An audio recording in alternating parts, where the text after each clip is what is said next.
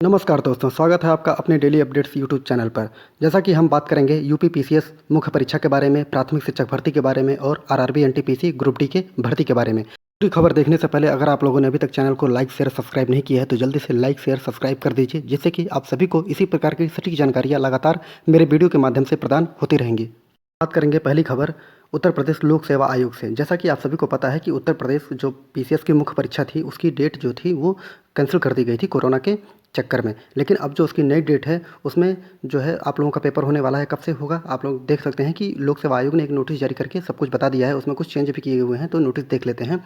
लोक सेवा आयोग उत्तर प्रदेश सम्मिलित राज्य एवं प्रवर अधीनस्थ सेवा सामान्य मुख्य परीक्षा 2021 जो पूर्व निर्धारित कार्यक्रम के अनुसार दिनांक 28/1/2022 से 31/1/2022 तक संपन्न होनी थी। प्रमुख कोविड महामारी के कारण यह लिखित परीक्षा को विज्ञप्ति संख्या इतने इतने से 19 जनवरी 2022 द्वारा स्थगित कर दिया गया था। अब यह परीक्षा जो है वो 23 मार्च से स्टार्ट होने वाली है और 27 मार्च तक जो है 3 जनपदों में लखनऊ, प्रयागराज एवं गाजियाबाद में संपन्न होने वाली है। तो ये आपकी जो परीक्षा होगी वो प्रथम सत्र जो होगा 9:30 बजे से 12 बजे तक और दूसरा सत्र जो होगा वो 2 से 5 बजे तक होगा। अब नीचे देख लेते हैं। लोक सेवा आयोग ने अपना परीक्षा कैलेंडर जारी कर दिया है। आप लोग देख लीजिए आप लोगों का पेपर कब कब होगा। तो 23 तारीख को आप लोगों का सामान्य हिंदी पहला पेपर होगा। 24 को जो फर्स्ट पेपर जो आपका होगा सामान्य अध्ययन वो 9:30 से 12:30 बजे तक के बीच होगा और सेकंड पेपर जो सामान्य अध्ययन का होगा वो 2 से 5 के बीच होगा। जबकि 25 तारीख को आपका सामान्य अध्ययन थर्ड और जो थर्ड होगा वो 9:30 से 12:30 के बीच में और जो फोर्थ पेपर जो होगा वो 2 से 5 बजे के बीच में होगा। जबकि 27 तारीख को दिन रविवार को आपका सब्जेक्ट जो आपने लिया होगा वो फर्स्ट पेपर 9:30 से 12:30 और सेकंड पेपर जो होगा वो 2 से 5 बजे तक के बीच में किया जाएगा। और इसमें जो अगर कोई दिक्कत होती है तो परिवर्तन भी किए जा सकते हैं। अब देख लेते हैं कि इसमें परिवर्तन क्या कर दिया गया है इस बार पहली बार यूपी पीसीएस में।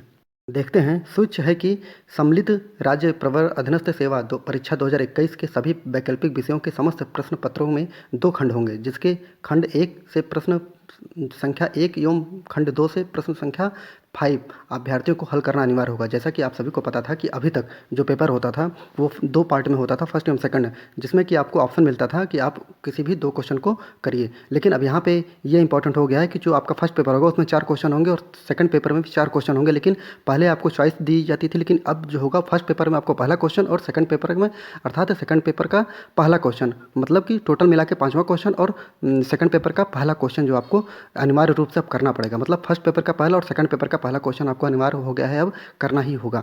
हिंदी एवं उर्दू संस्कृत भाषा साहित्य के दोनों प्रश्न पत्रों में विशेष अनुदेशन संबंधी विषय की भाषा के साथ साथ अंग्रेजी भाषा में भी अब अंकित किए जाएंगे। अब आप लोग इंपॉर्टेंट ये पहली बार पीसीएस में होने जा रहा है कि पहला और 5वां क्वेश्चन आपको अनिवार्य होगा और यहाँ पे अंग्रेजी भाषा में भी अंकित किए जाएंगे। ये बहुत ही इंपॉर्टेंट परिवर्तन किया गया है, जिससे विद्यार्थियों को परेशानी हो सकती है, लेकिन लोक सेवा आयोग ने परिवर्तन कर दिया है। तो विद्यार्थियों को इसी 2021 की मुख्य परीक्षा से ही इसको अनिवार्य कर दिया गया है। आप लोगों को करना ही पड़ेगा। तो आप लोग अगर मेंस की परीक्षा दे रहे हैं तो देख लीजिए ये परिवर्तन कर दिया गया है। अब बात कर लेते हैं सबसे महत्वपूर्ण खबर प्राथमिक शिक्षक भर्ती के बारे में। जैसा कि आप सभी को पता है कि अभी उत्तर प्रदेश में चुनाव आयोग ने आचार संहिता लागू नहीं किया था, उससे पहले ही प्राथमिक शिक्षक भर्ती की मांग विद्यार्थी लगातार करते आ रहे हैं। और इसके लिए उन्होंने क्या किया था कि सभी राजनीतिक पार्टियों से मिलना शुरू कर दिया था। जैसे ही आचार संहिता लगी उनके पास कोई धरना प्रदर्शन के लिए कोई चीज़ नहीं थी कि जिस प्रकार सभी चीज़ों पर रोक लग जाने के कारण उन्होंने सभी राजनीतिक पार्टियों से मिलना शुरू कर दिया और रोजगार का मुद्दा उठाना शुरू कर दिया। आप लोगों ने देखा होगा कि जैसे ही प्राथमिक शिक्षक भर्ती का मुद्दा उठा और रेलवे एनटीपीसी का मुद्दा उठा, वैसे ही जो न्यूज़ वाले हैं वो भी मुद्दा उठाना शुरू कर दिए कि उत्तर प्रदेश में बेरोजगारी नाम का कोई चीज़ है नहीं। तो अभी तक तो बेरोजगार कोई वर्ड ही नाम नहीं ले रहा था, चाहे वो नेता हो या अभिनेता हो या न्यूज़ वाले हो, कोई भी व्यक्ति बेरोजगारी के मुद्दे को उठाना ही नहीं चाहता था। लेकिन मैं मानता हूँ कि जो विद्यार्थी जो युवा हैं जो शिक्षक भर्ती की मांग लगातार विद्यार्थी कर रहे हैं उनको मैं लाख लाख बार बधाई देता हूँ कि उन्होंने ही ये मुद्दा उठाया और तब जाकर कहीं भी हो, चाहे वो योगी जी हों, चाहे मोदी जी हों, चाहे वो अखिलेश हों या प्रियंका हों या केजरीवाल हों, सभी राजनीतिक पार्टियों ने बेरोजगारी के मुद्दे को लगातार उठाया है। और आप लोगों को याद होगा कि जहाँ जहाँ अखिलेश जी जहाँ पे भाषण देने जाते हैं वहाँ पर अधिक से अधिक जनसंख्या में विद्यार्थी जो पहुँच जाते हैं और 97,000 शिक्षक भर्ती की मांग करने लगते हैं। और जैसा कि आप सभी को पता है कि गोरखपुर में भी उन्होंने बताया था कि मैनिफेस्टो में बताया है कि हम इतने इतने बच्चों को सरकारी नौकरी देने वाले हैं, 11 लाख शिक्षक भर्ती जो शिक्षक भर्ती है उसको भरने वाले हैं और अदर जितने भी कंपटीशन है सबको वो लाकर विद्यार्थियों के सामने विज्ञापन के रूप में देने वाले हैं। तो ये बहुत इंपॉर्टेंट था। विद्यार्थियों ने एक होकर अपनी एकता का प्रमाण दिया था इस बार।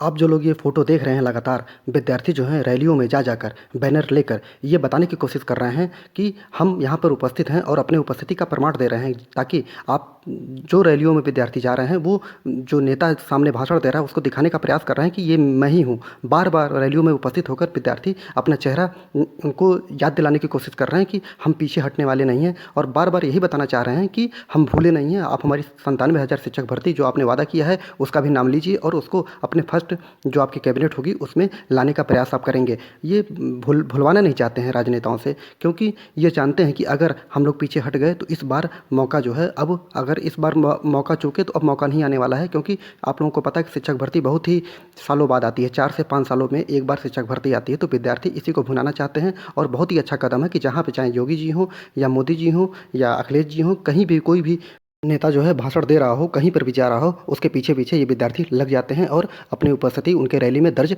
करवाने पहुंच जाते हैं। तो ये बहुत ही इंपॉर्टेंट है, क्योंकि अखिलेश जी हैं वो लगातार अपने रैलियों में शिक्षक भर्ती है उसकी लगातार बोलते आ रहे हैं कि जैसे हमारी सरकार बनेगी हम फर्स्ट कैबिनेट में ही 97,000 शिक्षक भर्ती और जितनी भी शिक्षक भर्ती हैं सबको हम निपटा देंगे। तो ये बहुत ही अच्छी खुशखबरी है, विद्यार्थी एक हो रहे हैं और आप अपनी एकता की जो उपस्थिति है वो हर रैलियों में दर्ज करवाते जा रहे हैं। अब ज़्यादा दिन का समय नहीं बचा हुआ है, अब 5-6 दिन के बाद आप लोगों को पता चल जाएगा किसकी सरकार बनेगी और आप लोगों को एक बड़ी भर्ती के रूप में, प्राथमिक शिक्षक भर्ती के रूप में आप लोगों को एक विज्ञापन देखने को जल्दी से जल्दी मिलेगा।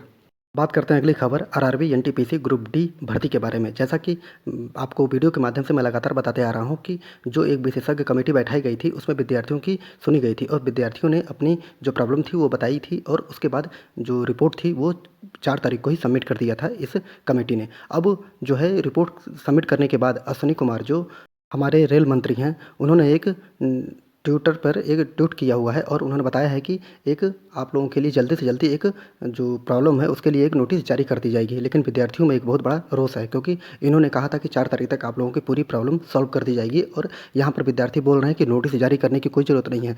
हमें नोटिस का इंतज़ार नहीं बल्कि रिजल्ट का इंतज़ार है कि आप जल्दी से जल्दी जो 20 गुना जो रिजल्ट देना था आप लोगों को, आप जल्दी से जल्दी 20 गुना रिजल्ट दीजिए। और जो ग्रुप डी में जो हम लोगों ने विरोध किया था कि 2 पेपर नहीं बल्कि एक ही पेपर, एक ही स्टेप में आप लोग ग्रुप डी का पेपर लेंगे, और इसके लिए आप जल्दी से जल्दी नोटिस मत निकालिए बल्कि एक रिजल्ट निकाल कर आप सभी लोगों को शांत करने का मौका दीजिए। लेकिन जो है यहाँ पर अब बता रहे हैं अफरीन जी कि अब जल्दी से जल्दी, अब वो जल्दी से जल्दी कब आएगा अब ये समझ में नहीं आ रहा है, क्योंकि अब देखिए विद्यार्थी भी ट्विटर पर इनके जवाब में क्या लिख रहे हैं।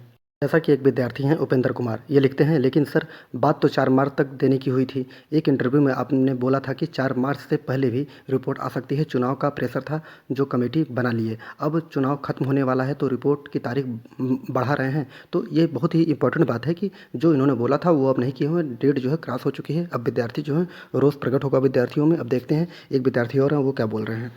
हंसराज मीना जी क्या लिखते हैं कि रेल मंत्री जी श्रीमान, आपकी कमेटी, आपकी मिनिस्ट्री, आपकी सरकार तो सिर्फ 3 दिन की मोहलत है, अन्यथा रेलवे छात्रों को फिर से सड़क पर उतारा जाएगा और अब की बार 1857 की जैसी क्रांति देखने को मिलेगी बेरोजगारी से आज़ादी के लिए सनद रहे। तो आप लोग देख सकते हैं विद्यार्थी अब जो है 4 तारीख के बाद अब आक्रोश में धीरे धीरे आना शुरू हो गए हैं, क्योंकि अब मिनिस्ट्री को और रेलवे मंत्री को जल्दी से जल्दी एक नोटिस जारी करके बता देना चाहिए और उनका 20 गुना रिजल्ट दे देना चाहिए, और ये बता देना चाहिए कि जो रेलवे ग्रुप डी में आप लोगों का जो पेपर 2 लिए जाने की बात हो रही थी वो अब 2 की जगह 1 होगा, जो कि विज्ञापन में जिस प्रकार दिया गया था। अब बहुत देर हो चुकी है, अब जल्दी से जल्दी कोई कदम उठाना पड़ेगा, नहीं तो विद्यार्थियों का रोष एक बार फिर आपको देखना पड़ेगा। क्योंकि सभी जानते हैं कि आप लोगों ने कमेटी जो है चुनाव के चक्कर में ही बैठाई थी कि चुनाव होने वाले हैं उत्तर प्रदेश 5 राज्यों में, अब चुनाव खत्म हो चुके हैं तो आप लोग देरी करेंगे और क्या पता आप लोग मनमानी भी कर सकते हैं, लेकिन अब ऐसा नहीं होने वाला है। अब विद्यार्थी एक हो चुके हैं, चाहे वो प्राथमिक शिक्षक भर्ती के हों, चाहे वो रेलवे ग्रुप डी या एनटीपीसी के हों, आप लोगों को झुकना पड़ेगा छात्रों के सामने। तो अगर आप लोगों को वीडियो अच्छा लगा हो तो लाइक शेयर सब्सक्राइब जरूर कर दीजिएगा। आप लोगों के एक सब्सक्राइबर से मैं मोटिवेट रहूँगा और इसी प्रकार की सटीक जानकारी आप लोगों तक लगातार मैं देता रहूँगा। पूरा वीडियो देखने के लिए बहुत बहुत धन्यवाद।